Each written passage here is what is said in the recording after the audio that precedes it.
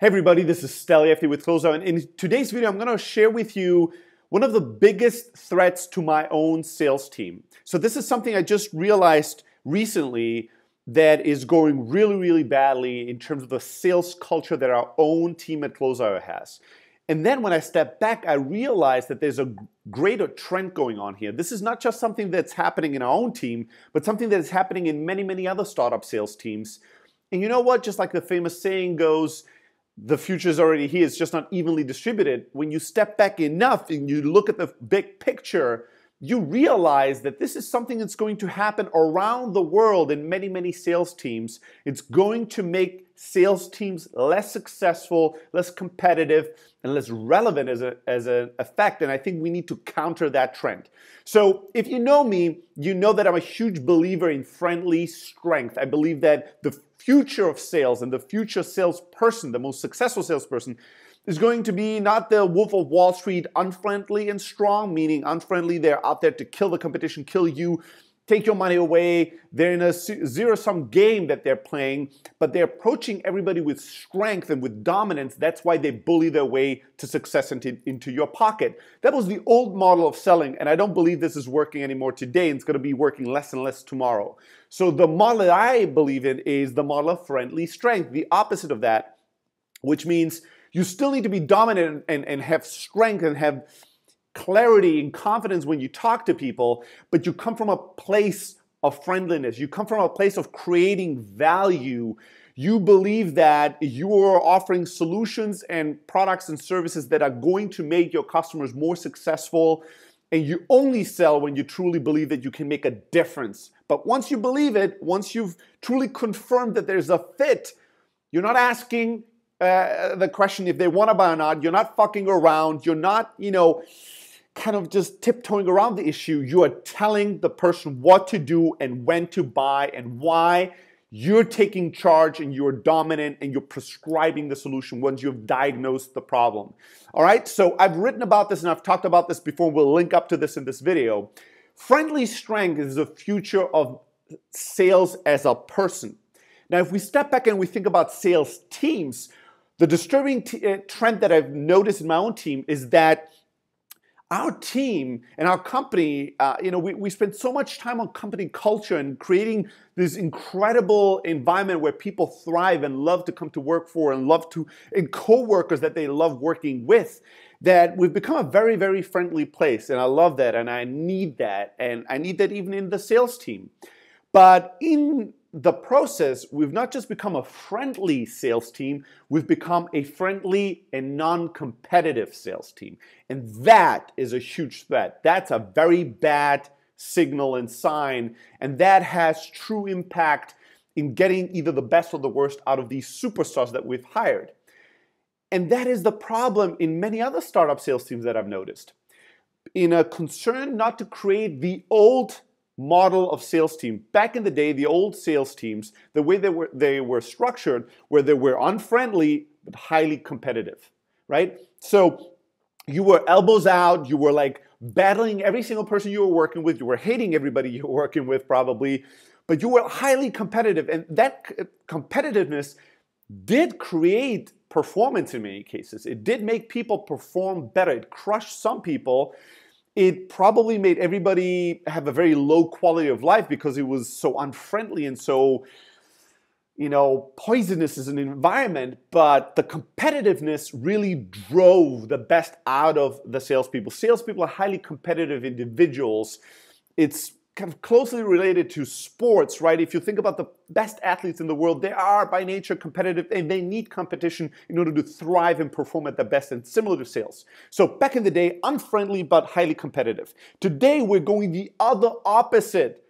We're very friendly, but we're not competitive anymore because we don't want to create any conflict, because we don't want people to argue, because we're so afraid of pointing fingers. We're creating these sales teams where it's all a group effort and we're all one team and we're all trying to do the same thing and accomplish the same goal. And all that is true, but you have to compete. You have to be competitive. You can't just be friendly, right? And if you think about it as a quadrant, you have like unfriendly and competitive, and then the other opposite end you have, very friendly but non-competitive. Both of these suck. The one that I would suggest is the future of sales and sales teams and sales team cultures is friendly and competitive. And I know that this needs some balance and it's more delicate and it needs more thoughtfulness in order to create that kind of culture. But that is what we need to do if we want to elevate sales teams to be better teams and perform better in the future. And not just differently bad, and going from one opposite to the other, but better, grow, evolve. The future of sales team cultures and creating a culture within your sales teams is creating a culture that's friendly and highly competitive. And here's the framework that I want you to use and people need to use in your team to get the best out of your sales performers. Number one, if you don't create a competitive environment at all, it's just friendly, your best people will leave. The best people will leave. They will leave a little later than they usually would because it's such a friendly environment and they actually love the people they work with. But they're going to leave because they're going to feel unfulfilled. They're going to feel like they're not growing enough. They're going to feel like they're not surrounded by greatness and they're not challenged enough. And the best people need to be challenged, want to be surrounded by competition, by people that drive them to be better. So if you lack that in your team culture in sales, you're going to lose the best people. You also not just going to lose the best people, you're going to retain the worst people, right? So that sucks. The worst salespeople, not humans, they might be amazing human beings, but they're not good salespeople. They're not good at the job of selling. And you're going to retain these people for much too long. You know why? Why? Because you have such a friendly culture and such a team culture and you're not looking at individual performance that much or highlight it so that the group is covering for the weaknesses of the people that should not be there and should not be doing this job. And that's bad for the team, that's bad for your company. It's also bad for these people. It's bad for not just for the greatest people because they get frustrated and leave. It's also bad for the people that are not made for sales, that are not great at sales, because they stick around in a job they shouldn't be doing for way too long because the team is creating this illusion that they're actually not doing that bad. So it sucks for everybody. So what do you need to do? Yes, I want you to highlight that this is a group effort. Yes, I want you to create goals that are aligned with the company and where you sell the salespeople that they're trying to create an amazing company and make this startup successful. It's not just about their own performance. It's not just about their own bonuses and commissions. It's about something greater than that. And you want them to have a long-term perspective, right? Think about the next 10, 20 years of their career in sales and only sell to people where they truly create value. And think about themselves as a brand and not this job as a money grab, right? I want you to do all these things and have a team where people help each other out and want each other to succeed. Just like in a great sports team, right? You want to have some friendliness, you want to have unity, but you also want to have competitiveness. You want them to compete with themselves and with everybody else in their team and with the competition in our company. So there's actually three groups of entities that your salespeople need to be competing with. And you need to encourage that, you need to call them out on it, you need to measure it, and you need to reward it. The first person, everybody, and the most important person everybody in your sales team has to compete with is themselves. That's the most important competition. Every salesperson needs to be competing with their former self. They need to be beating their former numbers. Every month they need to try to outdo what they did last month. Every year they need to try to become better than they were last year. They need to be in a constant competition with themselves. So those are the numbers that you need to show them, not just what they do on average with everybody else, but what they do in comparison with what they did in the past. You need to put them in competition with themselves constantly and all the time. That's how the best competitor rise to greatness. People need to compete with themselves in your sales team. The second group is your team, right? They need to compete with your team. They need to compete with their own team.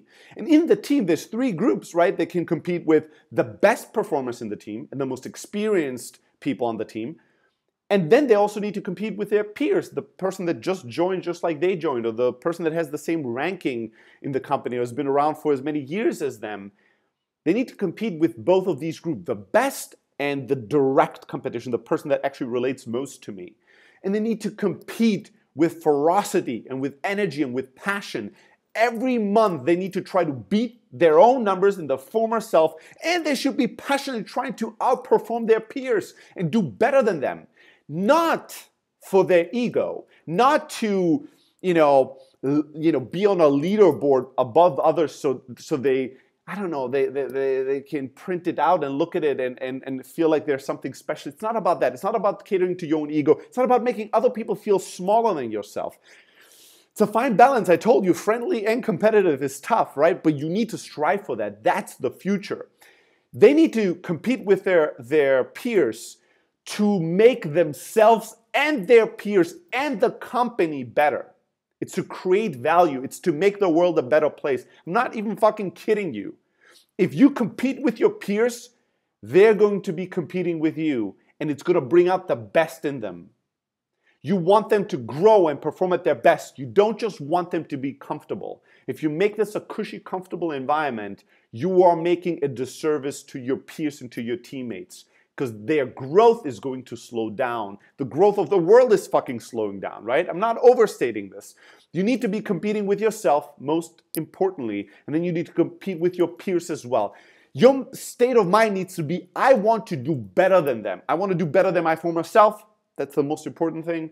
And then I also want to do better than everybody else in this team. And I was giving this talk to our own sales team, and I was telling them, listen, when we sit down and we talk strategy and we talk vision and values and we talk about the long-term plans for this business, when we come up with the next campaign we want to run or the next experiment the sales team needs to run, you all need to act like founders, like you own this fucking place, like you're co-founders of this company or the CEOs or the VPs of sales of this team. You need to think strategic. You need to detach yourself from the role. Like when we look at what the sales team is doing, you shouldn't be looking at yourself as an individual attached to that identity. You should look at your name on that board with everybody else, detach as if that's somebody else, and now you're the CEO of this business or the VP of sales, and you should just be asking yourself, how can we make these people perform better? How can we make these people act better? How can we make this team work more successfully?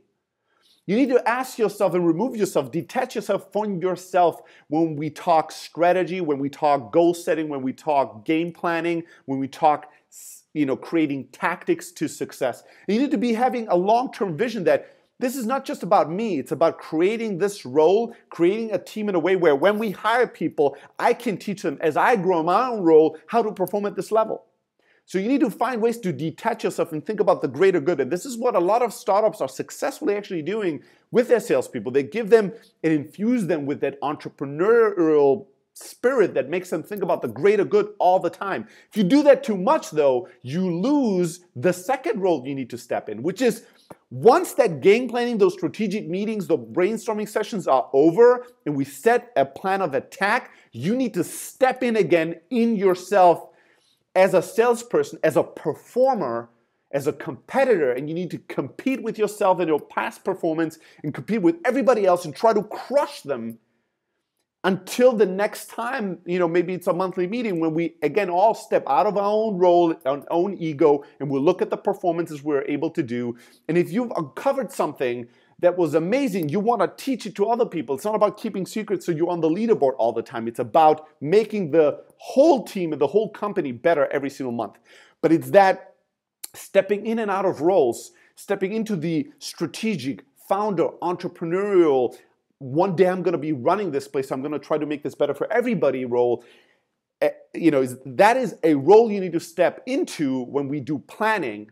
And then you need to step into the fiercely competitor role when you're tasked with the job of doing sales, right? You need to be friendly and strong, teach others, help others, but also expose their and your own weaknesses, and also expose your own and their greatness. Yes, you want to stand out from the crowd, and you want everybody else to try to do that because that's going to make everybody's performance rise. And that's ultimately going to make your sales team be a winning sales team with a winning sales culture where the greatest people rise to the top and bring everybody else up in their performance, and where the people are not just making tons of money and crushing it, but they're loving the job. They're loving the people they work with. They feel the unity. They're one team, just like a sports team that's working at, that is playing at the top of their field. You need to be friendly. You need to have unity, but you also need to be fiercely competitive. You need to find that balance. That is the future of sales culture, right? That is it. And I'm afraid that a lot of people, back in the day, it was super unfriendly and highly competitive. And now we all hated these teams. So now we're all swinging the exact opposite, which is so friendly, but not competitive enough. We need to find a balance. Just like as salespeople, you need to be friendly and strong. As a sales team, you need to be friendly and competitive. You need to find that balance to really crush it. All right. I want to hear your feedback. I want to hear your observations in your sales culture, in your sales teams, your experiments, the way that you put some of these ideas into practice. So leave a comment below and make sure to subscribe to our blog, as well as if you have a question, a challenge, a problem, if your team right now is going through cultural turmoil, send me an email, stelly@close.io. Let me know what the challenge is and we'll do our best to help you out. Until then, I want you to crush it, be friendly, but don't forget to be competitive.